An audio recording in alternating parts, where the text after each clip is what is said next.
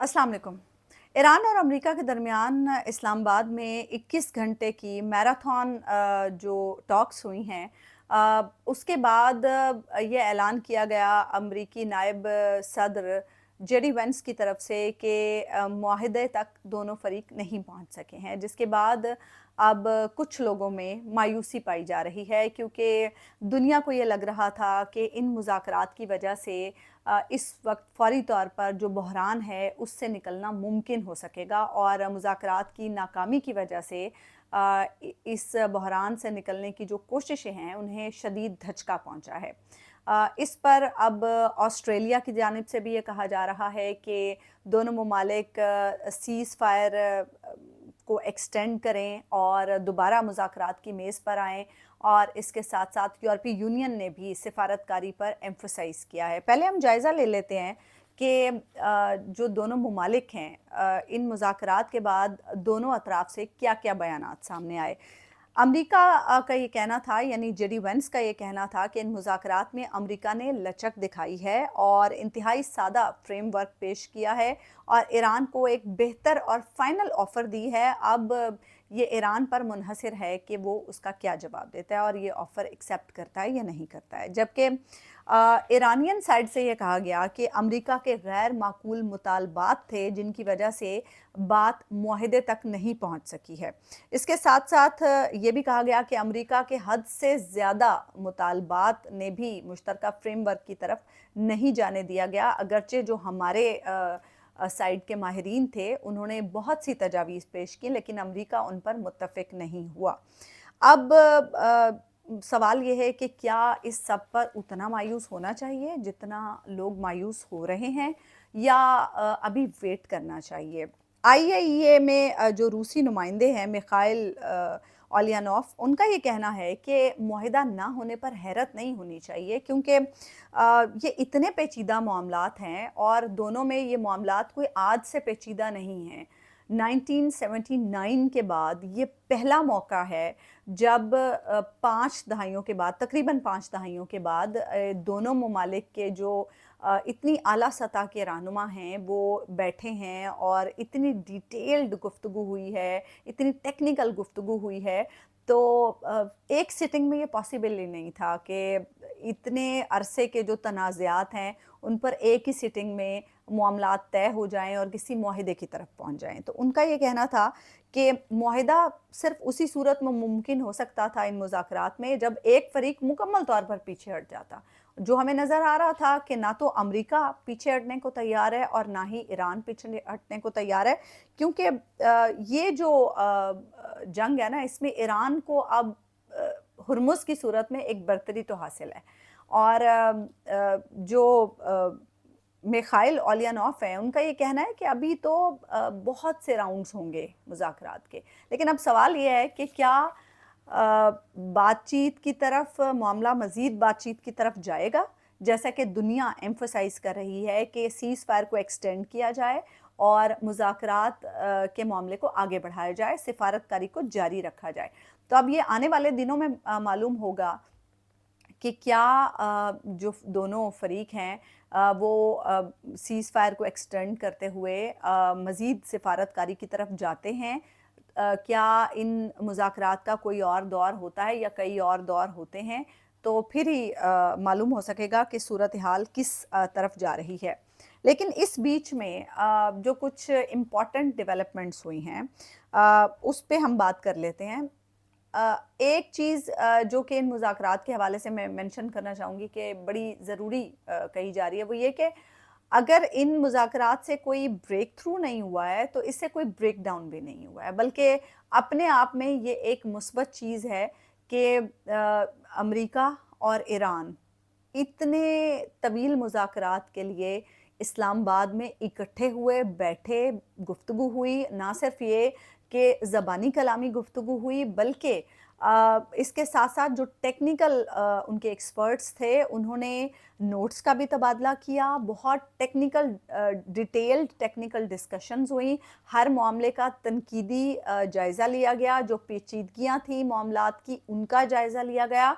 تو اس سے بہت ساری چیزوں میں یقیناً دونوں اطراف میں کلیئرٹی بھی آئی ہوگی، اور آگے انشاءاللہ اگر یہ ٹاکس بڑھتی ہیں تو پھر اس میں بہت ساری چیزیں آسان ہو جائیں گی. تو یہ بے شک یہ ایک ابتدا تھی، لیکن اس سے آگے آنے والے راؤنڈز میں کافی آسانیاں پیدا ہو جائیں گی اگر اگلے راؤنڈز کی طرف دونوں فریق جاتے ہیں. تو اب ہم یہ بات کر لیتے ہیں کہ اس بیچ میں ہوا کیا ہے. اس بیچ میں یہ ہوا ہے کہ جے ڈی وینس جنہوں نے یہ کہا تھا کہ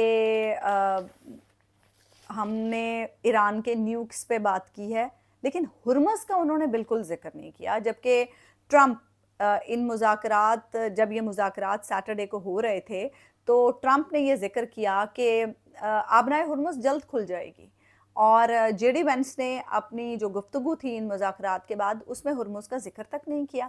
تو ہرمز تو اس وقت امریکہ کے لیے بہت امپورٹنٹ ہے، بلکہ امریکہ کے گلے کی ہڈی بنا ہوا ہے، لیکن اس کا اس فسانے میں ذکر ہی نہیں تھا جے ڈی وینس کی طرف سے. تو بہرحال اس میں اب میں یہ بتا رہی تھی کہ اس وقت چل کیا رہا ہے. اس وقت چل یہ رہا ہے کہ ٹرمپ کا یہ کہنا ہے کہ امریکہ ہرمز میں داخل ہونے والے یا ہرمز سے نکلنے والے تمام جہازوں کی مکمل ناکہ بندی کرے گا. یہ انہوں نے اپنے ٹروتھ سوشل پر لکھا ہے، اور انہوں نے کہا ہے کہ امریکی افواج فوری طور پر ہرمز جانے والے یا وہاں سے آنے والے تمام بحری جہازوں کو بلاک کرنے کا عمل شروع کریں گی. اور انہوں نے کہا ہے کہ میں نے اپنی نیوی کو یہ احکامات دے دیے ہیں. یہ الجزیرہ رپورٹ کر رہا ہے کہ ہر اس جہاز کو روکیں جس نے ایران کو غیر قانونی طور پر ٹول ٹیکس ادا کیا ہے، اسے سمندروں میں محفوظ راستہ نہیں ملے گا. یعنی ٹرمپ دھمکی دے رہے ہیں کہ ایران کو اگر آپ نے ٹول ٹیکس ادا کیا تو پھر آپ کو امریکن نیوی روکے گی اور آپ کو محفوظ سمندروں میں کوئی راستہ نہیں ملے گا. اور اس میں وجہ کیا ہے؟ وجہ ہے ایران کا وہ بڑا فیصلہ جو ایران نے ابھی کیا ہے کہ ہرمز سے گزرنے والے ہر جہاز کو ٹول فیس ادا کرنی ہوگی. اور یہ نئے کنٹرول سسٹم کے تحت قومی سلامتی کمیٹی کے سربراہ ابراہیم عزیزی نے رشین میڈیا کو انٹرویو دیتے ہوئے یہ بات کہی ہے، یہ اعلان کیا ہے کہ جو بھی جہاز اب ہرمز سے گزرے گا اسے نئے کنٹرول سسٹم کے تحت ایران کو ٹول فیس ادا کرنی ہوگی. اور اسی پر ڈونلڈ ٹرمپ بڑے تل ملائے ہوئے ہیں، اور وہ کہہ رہے ہیں جی کہ میں نے اپنی فورسز کو کہہ دیا ہے، اپنی نیوی کو کہہ دیا ہے کہ جو جہاز ٹول فیس ادا کرے گا اسے آپ نے سپیئر نہیں کرنا اور اسے آپ نے سمندروں میں محفوظ راستہ نہیں دینا. اب دیکھتے ہیں جی اس پر کیا ہوتا ہے، کیونکہ ابھی ایک دو دن پہلے ہی ٹرمپ یہ دعویٰ کر رہے تھے، بلکہ سینٹ کام کی طرف سے بھی یہ دعویٰ آیا گزشتہ روزی کہ 2 امریکی بحری جہاز جو ہیں وہ اس وقت ہرمز میں موجود ہیں، اور وہاں سے وہ یہ جو مائنز لگا رکھی ہیں ایرانی فوجی حکام نے انہیں ہٹانے کی، انہیں صاف کرنے کی کوشش کر رہے ہیں. اب اس پر جو ایرانین موقف ہے، ایران کہہ رہا ہے کہ 2 جہاز بڑے ضرور تھے امریکہ کے، جن میں سے ایک تھا Michael Murphy U S S اور دوسرا تھا یو ایس ایس پیٹرسن.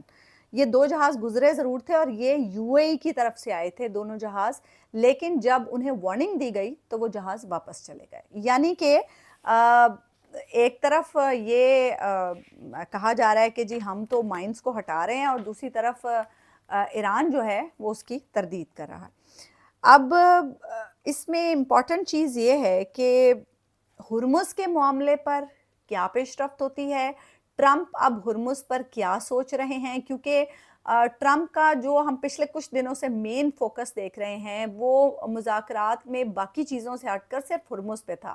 بار بار ایک ہی دھمکی دیتے تھے، ہرمز کو کھول دو، ہرمز کو کھول دو، ہرمز کو کھول دو. اور ایران بھی ایسا پکا ہے کہ وہ کہہ رہا تھا کہ ہرمز کھلوا کے دکھاؤ پھر ہمیں، تم ہرمز تو ہم نہیں کھولنے والے ہیں. تو اب اس سچویشن میں ٹرمپ ہرمز کو کھلوانے کے لیے کیا کرتے ہیں، کیونکہ جو ٹرمپ کے اتحادی ہیں وہ بھی پریشان ہیں. برطانیہ 40 ملکی اتحاد بنا کے بیٹھا ہے اور وہ ان طریقوں پر غور کر رہے ہیں، مشترکہ دفاعی سسٹم بنا رہے ہیں کہ کس طریقے سے ہرمز کو کھلوایا جائے، جبکہ ماہرین کلیئر طور پر یہ بتا چکے ہیں کہ فوجی طاقت سے تو ہرمز کو کھلوانا کوئی آسان کام نہیں ہے.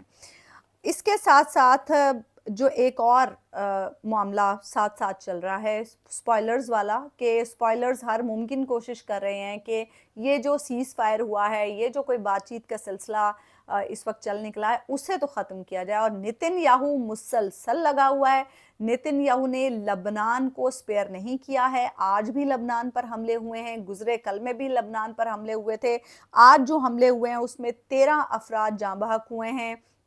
और कल तो नेतन्याहू ने धमकी दी थी कि हम ईरान के खिलाफ भी अपनी जंग जारी रखेंगे। वाशिंगटन में मंगल को इनके जंगबंदी मुज़ाकरात भी होने हैं। अब पता नहीं उसमें क्या ट्रंप नेतन्याहू करता है, क्योंकि नेतन्याहू से किसी किस्म की कोई उम्मीद नहीं है।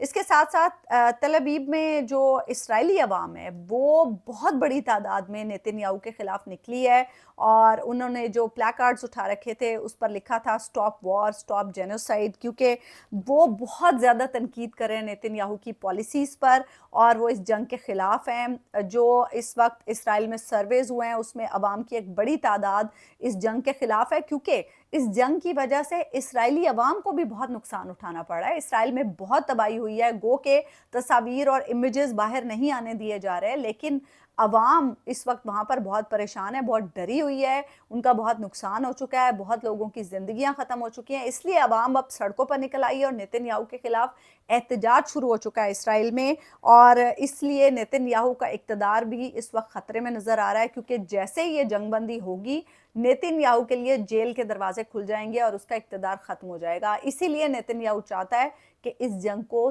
तवालत दिए रखे।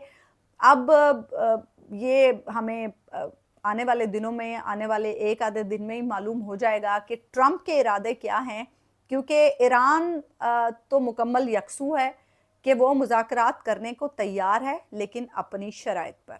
और यकीनन ये ईरान का इस्तेहकाक है, जिस तरीके से उसने 40 दिनों में सुपर पावर को नाको चने चबाए हैं, तो उसका ये राइट है कि अपने दिफा के लिए वो अपना मिसाइल प्रोग्राम भी जारी रखे। जो उसका हक है वो बिल्कुल उसका हक है, और हुर्मुज़ अब उसके कंट्रोल में है, वो उसका कंट्रोल छोड़ने के लिए तैयार नहीं है। और अमेरिका के लिए हुर्मुज़ अब उसकी अना का मसला बनी हुई है।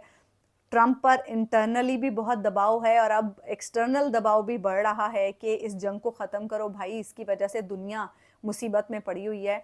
तो अब देखना है कि अमेरिका इन मुज़ाकरात की नाकामी के बाद किसी मुज़ाकरात के अगले राउंड की तरफ बढ़ता है, सीज़ फायर को एक्सटेंड करता है, या फिर हमले का सोचता है, जो कि मुझे बहुत मुश्किल नज़र आ रहा है, क्योंकि अब अमेरिका उस पोजीशन में नहीं है कि ईरान पर दोबारा कोई हमला किया जा सके। अगरचे ये अमेरिका की ख्वाहिश ज़रूर होगी, लेकिन ऐसा करना प्रैक्टिकली बहुत मुश्किल है, क्योंकि दुनिया भर में बहुत ज़्यादा कंसर्न पाया जा रहा है आपने हुर्मुज़ की बंदिश को लेकर, और दुनिया चाहती है कि ये जंग ख़त्म हो और हुर्मुज़ खुले, ताकि जो दुनिया की मईशतों को तेल की पैदावार के जो बहरान है उसकी वजह से नुकसान हो रहा है, उसमें कुछ कमी आ सके। तो लेट्स सी कि आगे क्या होता है। मुझे इजाज़त दीजिए। अल्लाह निगहबान।